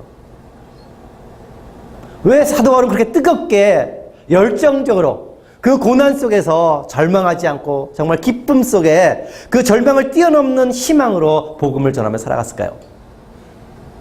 그 비밀이 무엇일까? 제가 어느 날 그 비밀을 정말 눈이 확 열린 적이 있어요. 어느 신학자의 신학을 통해서가 아니라, 어느 멋진 목사님의 설교를 통해서가 아니라, 여러분, 생텍쥐베리의 어린 왕자라는 동화책 속에서 하나님의 비밀을 푸는 열쇠를 발견했어요. 이런 얘기가 나옵니다. 자, 여러분, 앞에 장미꽃 나왔죠? 어린 왕자에 보면 이런 얘기 나오죠. 어린 왕자의 별에는 장미꽃 한 송이가 있었습니다. 어린 왕자는 이 장미꽃을 아주 사랑을 했죠. 그래서 그 장미꽃을 물을 주고, 그리고 바람으로부터 막아주고 벌레를 잡아줬습니다. 장미꽃을 위해 늘 그렇게 사랑을 베풀어 줬어요. 근데 어느 날 어린 왕자가 자기의 별을 떠나 이별 저별 우주를 여행하기 시작합니다. 그래서 7번째 별로 지구라는 별에 도착을 했습니다. 지구라는 별에 도착해서 보니까 내가 이 온 우주에서 나만 가지고 있다고 자부심을 가졌던 그 똑같은 장미, 그 장미와 똑같은 장미가 무려 5,000송이나 장미 정원에 피어 있는 것을 봤습니다. 실망해서 엉엉 울었죠. 한참 울고 있는 어린 왕자에게 작은 여우가 나타나요. 그리고 왜 우냐고 물어보죠. 그 설명을 합니다. 그 설명을 들은 작은 여우가 이렇게 말합니다. 다시 가서 장미정원에 가서 다시 잘 봐. 다른 것을 알게 될 거야. 그러죠. 장미정원에 다시 가서 어린 왕자가 장미를 한참 찾아봅니다. 살펴봅니다. 그리고 다른 점을 발견합니다. 이때 놀라운 말을 작은 여우가 말합니다. 내가 어린 왕자에게 작은 여우가 이렇게 말합니다. 내가 너에게 비밀을 알려줄까? 내가 너에게 비밀을 알려줄까? 너에게 장미가 그토록 소중한 이유는 바로 그 다음 말에 저는 완전히 번개를 한 방 맞았어요. 장미가 너에게 그토록 소중한 이유는 장미를 위해 네가 소비한 시간이야 라는 말입니다. 내가 너에게 비밀을 알려줄까? 장미가 너에게 그토록 소중한 이유는 네가 장미를 위해 소비한 시간이라는 거예요. 그게 말이 무슨 뜻이죠? 장미가 너무 아름다워서 어린 왕자에게 소중했던 것이 아니라 장미의 향기가 너무나 달콤해서 어린 왕자에게 그 장미가 소중했던 것이 아니라 그 장미를 위해 물을 주고 바람으로부터 바람막이를 해서 보호해주고 벌레를 잡아주었던 그 장미를 위해 희생했던 어린 왕자의 사랑이 장미에 가득했기에 어린 왕자의 사랑 때문에 그 사랑 때문에 장미가 소중했던 것입니다. 바로 여기에 하나님의 비밀을 풀 수 있어요. 여러분의 가치는 어디 있습니까? 내 가치는 어디 있습니까? 내가 어떻게 예수님에게 하나님의 자녀가 되었습니까? 하나님의 사랑스러운 자녀, 하나님의 사랑스러운 아들이 되었고 하나님의 사랑스러운 딸이 되었나요? 내가 예배를 많이 드렸기 때문에, 내가 헌금을 많이 했기 때문에, 내가 목사가 되었고 신학생이 되었기 때문에, 내가 교회 봉사를 많이 했기 때문에, 내가 집을 팔아서 헌금했기 때문에 아니잖아요. 내가 하나님의 사랑스러운 자녀가 된 것은 나를 위해 예수 그리스도가 하늘 영광 다 버리고 이 땅에 찾아오셨고 나를 위해 그 고난의 십자가를 지기며 그 몸을 갈기하게 찢기까지 사랑하셨기 때문에, 나를 위해 그의 모든 피를 다 흘리셨기 때문에 내가 하나님 앞에 가치가 있다는 거예요. 오늘 많은 사람들이 하나님 앞에 내 가치를 어떻게 확인하고 있나요? 내가 드린 하나님 앞에 헌신으로 내 가치를 인정받으려고 있다는 거예요. 내가 하나님 앞에 늘 기쁨을 잃어버린 이유가 어디 있어요? 하나님 앞에 서면 꺼림칙해요. 하나님 나를 꾸짖을 것만 같아요. 늘 뭔가 부담스러워요. 뭔가 뒷덜미가 이상해요. 왜요? 하나님 앞에 내 가치를 예수 그리스도의 사랑에 둔 것이 아니라 내 노력과 내 헌신에 두고 있기 때문에 그렇잖아요. 그럼 나는 하나님 앞에 그 가치를 알고 있고 내가 누리고 살아가고 있다 할지라도 오늘 한국교회 교인들의 문제입니다. 얼마나 한국교회 교인들은, 여러분 교회 교인들은 얼마나 정말 이 복음의 가치를 누리며 살아가고 있고요. 하나님이 그 자기의 생명을 버리시면서까지 우리에게 주신 그 가치를 행복 속에, 기쁨 속에 누리며 살아가고 있는가라는 거예요. 저는 못 봤어요. 거의 보지를 못했어요. 늘 내가 헌신하지 못해서, 드리지 못해서, 늘 부족해서 하나님이 나를 벌하실까 봐 두려워하는 사람들만 봤어요. 여러분, 복음의 눈을 뜨면 좋겠어요. 늘 흔히 말하던 그 복음이 아니라 내 가치가, 하나님 앞에 내 가치가 예수 그리스도의 십자가 안에 있다는 것을 다시 새롭게 발견하는 그 복음의 가치를 우리의 눈을 떴으면 좋겠어요. 얼마 전에 제가 그 책이 나왔죠? 뒤집어보고 바라보기 생각이 들었습니다. 복음의 안기다라는 책, 여러분 꼭 이 책은 여러분, 제가 두고 보는 책인데 이 책은 여러분 꼭 봤으면 좋겠어요. 작은 책인데요. 올해 나온 책인데, 복음에 대한 것 제가 느낀 것들을 새로운 관점에서 쓴 책인데요. 얼마 전에 이제 시흥교회에 있으면서 설교하고 1부 마치고 2부 마치고 잠시 제 담임 목사 방에 앉아서 이렇게 페이스북을 열었어요. 그런데 전혀 모르는 분이었어요. 어떤 분이 제 페이스북에 들어와 이런 글을 남기셨어요. 목사님, 지금 운전하고 교회 가는 길입니다. 제 아내가 옆에 앉아서 복음의 목사님의 책 복음의 안기다를 중에 하나님의 비밀, 바로 하나님의 비밀편을 읽어주는데 내 눈에 눈물이 흘러서 더 이상 들을 수가 없어 책을 덮었습니다. 이분이 누굴까? 집에 왔어요. 핸드폰으로 확인이 안 되니까 그냥 제가 잘못해서 집에 와서 컴퓨터를 열었어요.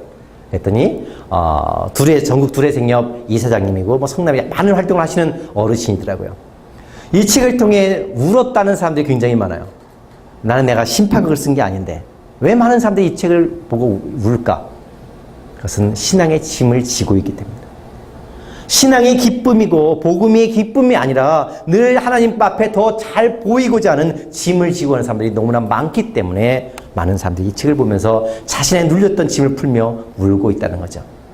저는 오늘 우리 목사님들과 보신 분들 많을 거예요. 근데 안 보신 분들 다른 책보다 정말 제 책, 이 책은 여러분 꼭 보셨으면 좋겠다. 오늘 이렇게 책장 사러 왔습니다. 자, 그 다음 말 넘어가겠습니다. 우리가 새롭게 문을 열어야 될 한 단어가 또 있습니다. 우리는 질투하는 하나님이란 말 쓰죠. 성경이 분명히 질투하는 하나님을 나온다. 출애굽기 34장 14절 보면 읽어보시죠. 시작.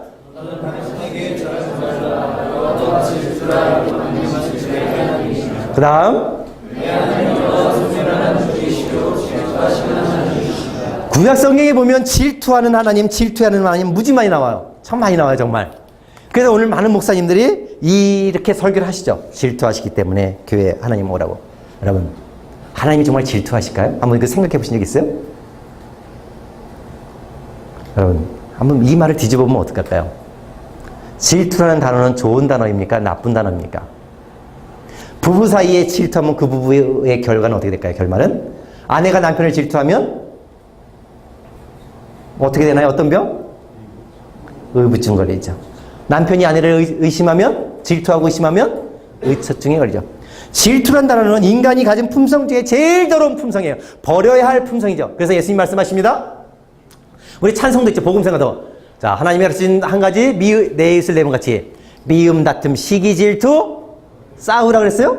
버리라고 그랬어요. 분명히 질투는 버리라고 그랬어요. 버려야 될 악이에요.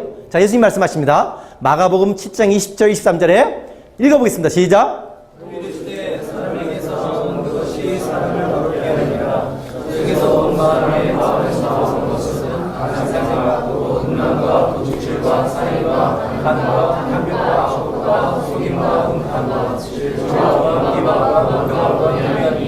이 모든 악한 것이 나 속에서 나와서 사람을 더럽게 하느니라.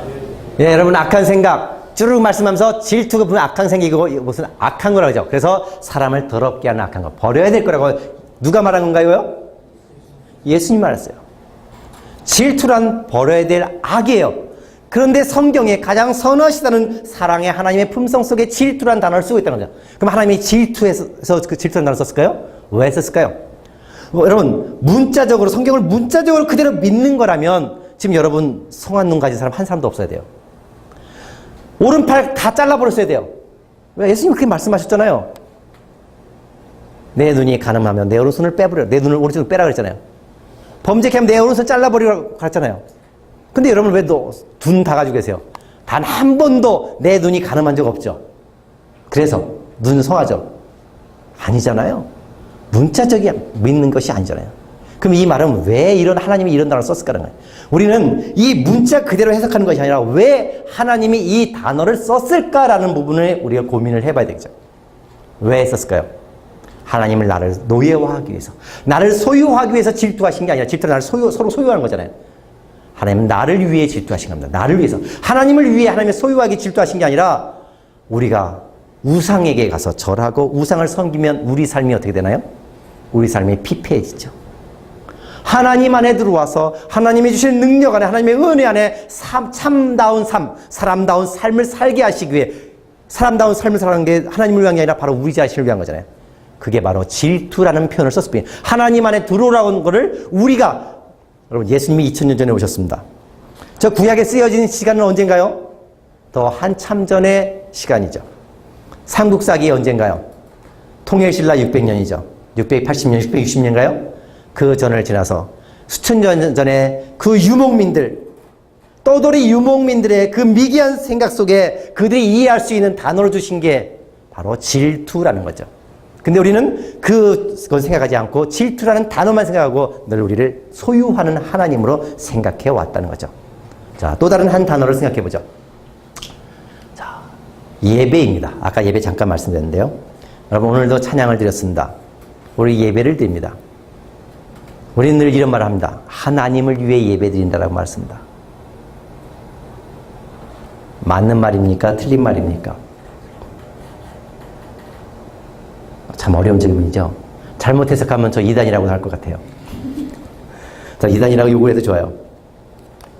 제가 지난주에 서강대 가서 한 선교단체 간사님들 7분만 모셔놓고 이제 강의를 4시간을 했어요. 서로 4시간 동안 어떻게 할 건지. 왜냐면 신천지가 정말 깜짝 놀랐어요.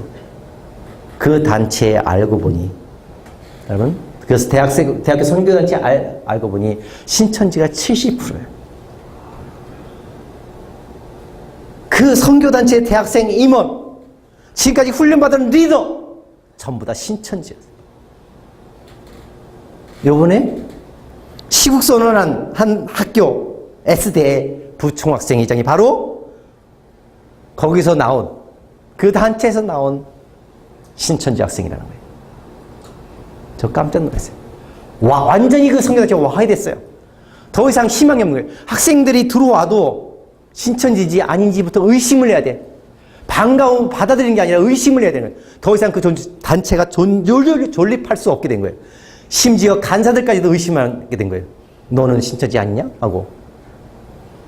그래서 제가 4시간 동안 앞으로 어떻게 우리가 이 단체를 끌어갈 것인지 같이 고민하자라고 했는데, 신촌에 신천지 포섭된 학생이 8,000명이랍니다.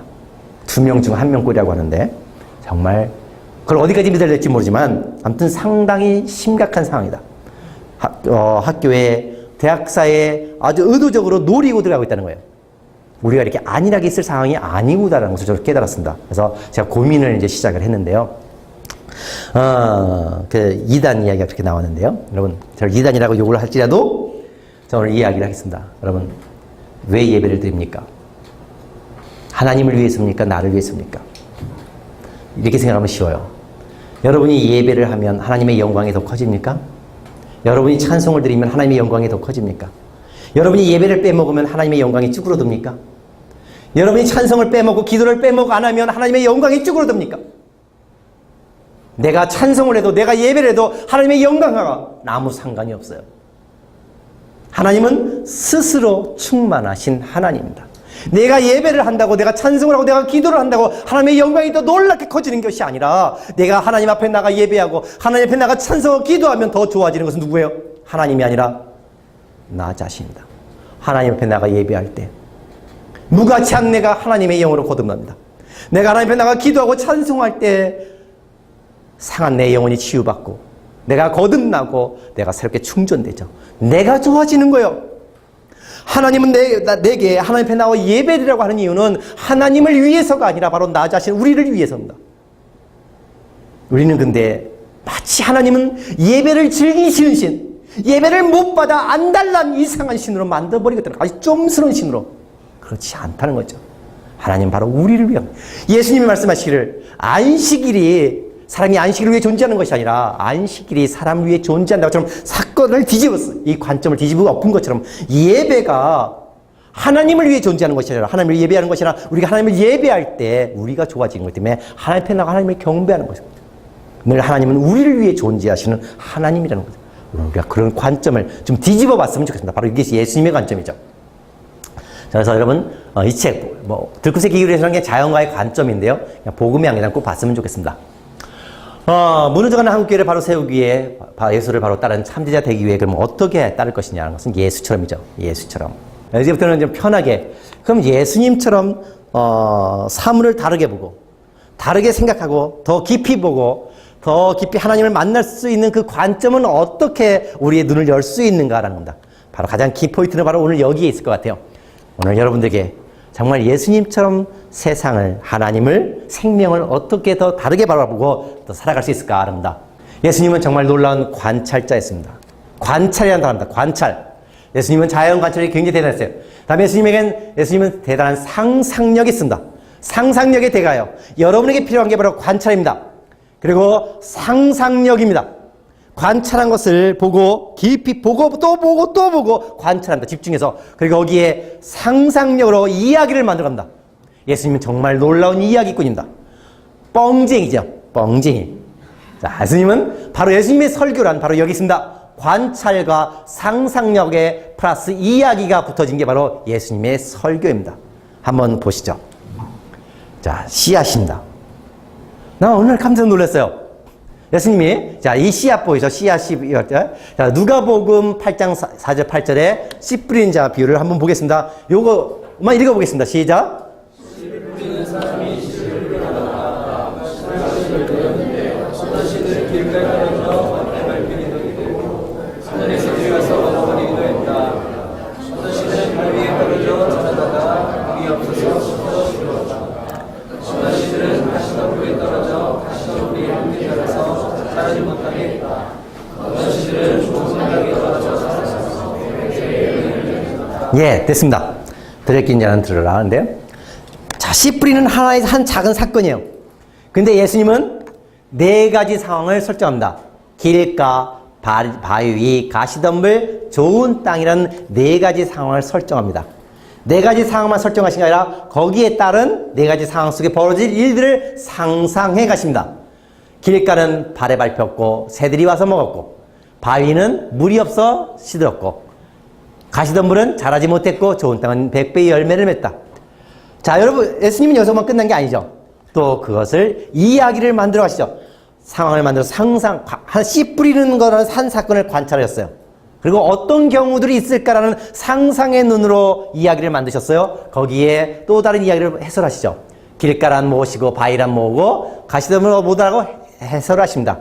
이야기를 만들어가는 것. 관찰과 상상과 이야기. 그 다음에 쭉 보면서 이야기하겠습니다. 여러분, C.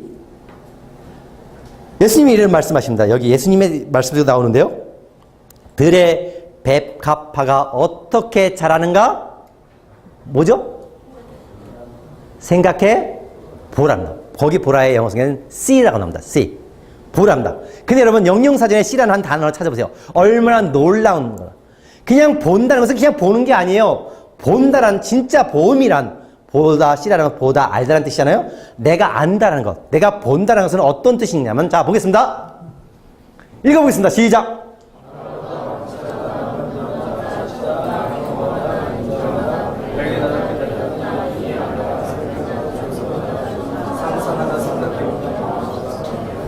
자, 본다는 것은 한번 보고 끝나는 게 아니에요. 말씀을 보는 것도, 사물을 보는 것도, 꽃을 보는 것도, 지나간 나라는 새를 보는 것도 그냥 보고 끝나는 게 아니라 바라보고 관찰하고 찾고 경험하고 발견하고 깨닫고 살펴보고 조사하고 상상하고 배려하고 이렇게 내가 했을 때 그 사물을 알았다라고 보았다라고 이야기할 수 있는 거예요. 오늘 제가 영영사전 찾다가 C라는 단어를 보고 정말 깜짝 놀랐어요. 그리고 이 단어를 저는 정말 잘 사용합니다. 본다는 것은 더 깊은 봄, 더 깊이 봄, 더 깊은 관찰, 더 깊은 알미 필요한 거죠. 그래서 본다는 것은 지식적인 단어가 아니라, 안다는 것은 지식적인 단어가 아니라 관계적인 단어예요. 경험적인 단어라는 겁니다. 더 깊은 알미 우리에게 필요합니다. 이 단어를 여러분 깊이 생각하면 좋겠어요. 자, 그러면 우리가 모든 것을 하나님의 눈으로 바라보고 봐야 되는 건데요. 모든 것 속에서 어떻게 예수님처럼 하나님의 이야기를 찾아낼 수 있을까? 우리는 하나님을 자꾸 교회 안에만 두죠. 성경 안에서만 하나님을 찾으려고 그래요. 아니요. 예수님을 닮아가야 돼요. 예수님은 성경 속에서만 하나님을 이야기하지 않았어요. 예수님은 하나님을 어떻게 얘기했을까요? 자, 하나님은 우리에게 두 권의 책을 주셨습니다. 뭘까요? 구약과 신약. 이게 아니라 성경과 자연입니다. 하나님은 우리에게 두 권의 책을 주셨어요. 성경이란 책을 주시기 전에 자연이란 책을 먼저 우리에게 주셨어요. 창세기 1장 31절에 보면 뭐라고 써 있었나요? 하나님이 보시기에 심히 좋았더라. 하나님이 만드셨어요. 그리고 하나님이 만드셔놓고도 하나님이 보시기에 우와! 라고 하죠. 얼마 전에 한 사람이 제가 이런 말을 하다가 페이스북에 이런 글을 쓴 걸 봤어요. 한 사람의 외국인 사람의 글 속에 인용했는데, 교인들이 자꾸 교회를 떠나가는 것은 교회 안에 그 냉랭함과 엄격함 때문에 그렇다고 했습니다. 근데 저는 성경 속에서 하나님의 웃음소리를 발견했습니다. 근데 그 하나님의 웃음은 창세기 1장서부터 시작돼요. 하나님의 창세기 1장에는 하나님의 웃음이 먼저 나옵니다. 근데 여러분, 우리가 웃음이라 그러면은 그냥 깔깔깔 내리는 웃음만 있는 줄 알죠? 여러분, 한글 사전 속에서 웃음을 찾아보세요. 미소가 있습니다. 홍소가 있습니다. 방소가 있습니다. 또 뭐가 있어요? 홍소. 여러분, 우리의 웃음소리에는 다양하게 있습니다. 소리 없이 웃는 얼굴만 웃는 미소가 있습니다. 소리내어 깔깔 웃는 방소가 있습니다. 그 다음에 얼굴에 홍소가 있고 다양한 웃음이 있는데요. 어느 날 제가 설교를 한 적이 있어요. 시흥교에서 하나님의 웃음소리를 설교하다가 하나님의 웃음이 성경 속에 어디에 있을까라고 고민했는데 잘라고 누웠어요. 다음 주 설교는 하나님의 웃음을 설교해야지 했는데 잘라고 딱 누웠어요. 주일날 교회 마치고 그 다음 주 설교 이제 고민하고 있다 보니까 딱 누웠는데 갑자기 내게 스바냐서 3장 17절을 딱 보여주신 거예요.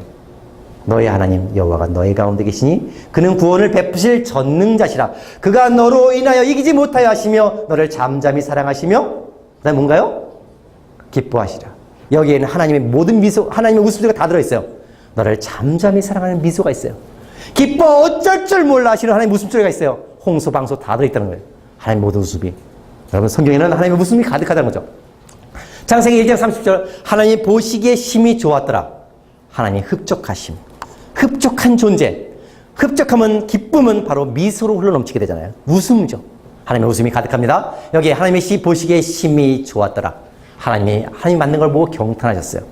하나님이 스스로 만든 것을 보며 아름답고 경탄했는데 문제는 바로 어디 있을까요? 우리에게 있죠. 우리는 하나님처럼 감탄하고 있는 거라는 거예요. 여러분, 아름다운 자연을 보면서 저녁 노을을 바라보면서 꽃 한 송이를 바라보면서 강을 바라보면서 나무 한 그루를 바라보면서 여러분 얼마나 감탄하고 있습니까? 하나님도 감탄하셨어요. 여러분은 얼마나 감탄해 보셨어요? 얼마나 경탄해 보셨어요? 바로 오늘 우리에게 필요한 것은 하나님처럼 감탄하기를 배워야 합니다. 예수님은 이스라엘들의 광야를 거니시면서 하나님이 만든 그 아름다운 세상들을 바라보며 감탄하셨기에 예수님의 말씀들은 늘 자연에서 나옵니다. 한번 보시죠. 오늘 우리에게 필요한 것은 감탄을 내 안에 회복하는 겁니다. 내가 하나님처럼 감탄할 때, 하나님이 만든 사물 속에 감탄하기를 배울 때 하나님의 이야기가 내 안에 들려올 것입니다. 몰두만 말합니다. 자, 이 말씀을 꼭 같이 들었으면 좋겠습니다. 읽겠습니다. 시작. 하나님은 창조주로서 자신의 모든 믿음을 달리 이제에 때문에 이는 하나님의 영광을 원하며 이 영광의 잠시를 발산한다. 모든 창조를 창조자 앞에서 경외하기 위해서 우리는 창조자가 그의 창조 안에 거한 자라는 창조자의 예정성을 재발견해야 한다. 딱 한마디. 모든 생명 속에서, 모든 세상 속에서 하나님 안에 거하심, 하나님의 거하심을, 창조자의 내재성을 발견해야 된다고 몰트만이 말했습니다. 그 다음 말, 자, 카르데날의 쓴 이 멋진 말을 읽어보겠습니다. 시작.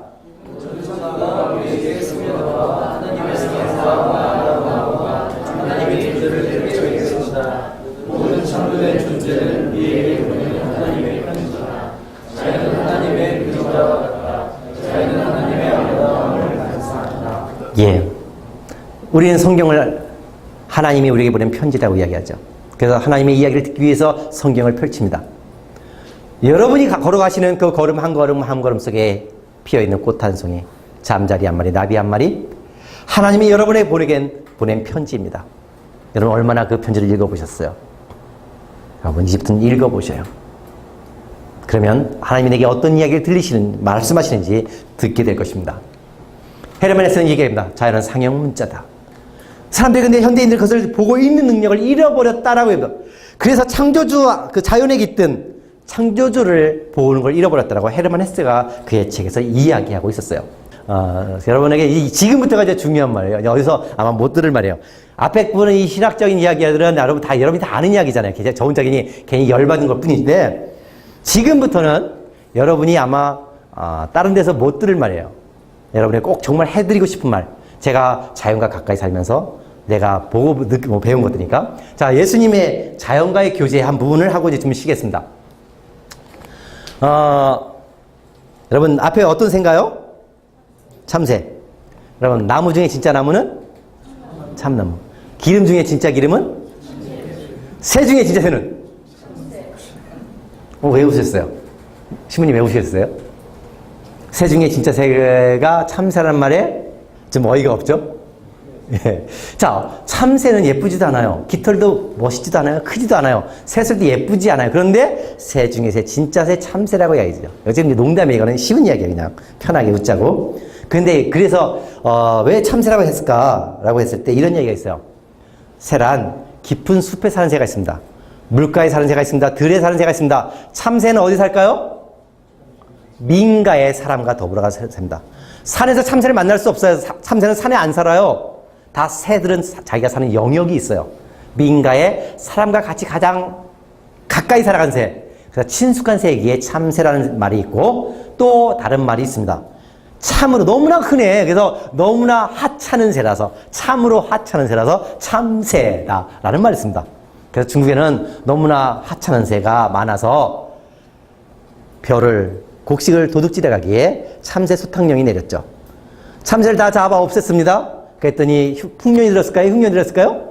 흉년이 들었죠. 참새가 해충들을 잡아먹는다는 것을 몰랐던 거예요. 하찮은 것의 소중함을 몰랐던 거죠. 지금은 그래서 참새는 중국에서는 잡으면 안 되는 소중한 새가 되었죠. 자, 그 다음 넘어갑니다. 포도, 백합화, 열매를 봅니다. 만약에 이런 사물들, 별거 아닌 것들을 예수님의 눈으로 바라본다면 어땠을까? 예수님 말씀하십니다. 우리는 맨날 보는 백합이에요. 그런데 예수님 말씀합니다. 들의 백합화를 바라보라. 예수님은 염려하지 말라고 백합을 통해 말씀하십니다. 참새라고 얘기했습니다. 참새 2마리가 하나 수에 팔리는 거 아니냐? 하나님은 너 참새보다 너를 더 사랑하잖아 라고 말씀하시죠. 포도 열매, 나는 포도나무여 너희는 열매니 말씀하십니다. 열매를 보고 선지자를 안다라고 말씀하십니다. 모래, 자 이걸 보면 떠오르는 말 있죠. 모래와 반석을 보면 떠오르는 말 있죠. 또 난 떠오르는 사람이 있어. 이 모래를 보면 떠오르는 한 사람이 있습니다. 누굴까요? 이명박. 성경에는 4대강 사업을 하지 말라고 구약에 한 번, 신약에 한 번 써 있어요. 구약의 에스겔서 47장 9절에 보면 이 강물이 흘러 바다로 들어감으로써 바다가 소송함을 얻겠고 강물이 흘러가서 모든 생명이 살 거란 말이 있습니다. 이 말이 얼마나 놀라운 과학적인 말이냐면 강물이 바다로 흘러들어갈 때 강물만 가는 것이 아니라 육지로부터 유기물을 흘러가요. 유기물이 흘러들어가는 그 바다, 대륙붕이 물고기가 가장 많이 잡힌다는 거죠. 그런데 강 하구를 막으면 강에 댐을 세우면 육지로부터 유기물이 내려오지 않아서 바다는 소성함을 얻는 것이 아니라 영양실조에 걸리죠. 그래서 전 세계에서 강에 댐을 세운 강은 물고기, 바다의 물고기가 50%에서 90%까지 감소되었다고 이미 과학적인 보고서가 나와 있어요. 강이 흘러야 바다도 건강하고 강도 맑아진다고 구약 성경에 이미 써 있습니다. 또 하나 신약은 어디에 써 있어요? 바로 여기 있죠.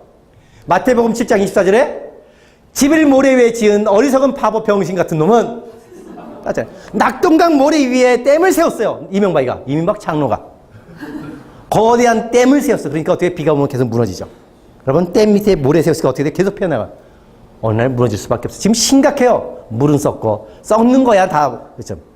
네, 물죠. 예수님이 이미 말씀하시잖아요. 모래 위에 성을 쌓으면 비가 올 때 무너짐이 심하리라. 여러분 그냥 웃자고 한 말이죠. 여러분 예수님의 이게 4대강 사업으로 이제 빗댄 말인데요. 여러분 예수님은 자연 속에서 그냥 이야기하셔요. 자 보세요. 예수님이 하신 말씀 중에 특별한 게 있습니까? 종벌레와 녹을 가지고 하늘 부활 말씀하십니다. 뱀, 비둘기, 바람들을 갈 때 씨 뿌린 씨 겨자씨 하나 천국 포도원 사람 낚는 어부. 예수님 말씀들 제가 요새 다시 좀 정리했어요.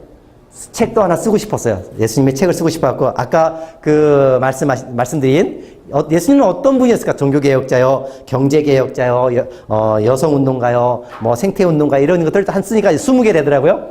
그거 책으로 쓸 겁니다. 재밌는 책이 될 것 같아요.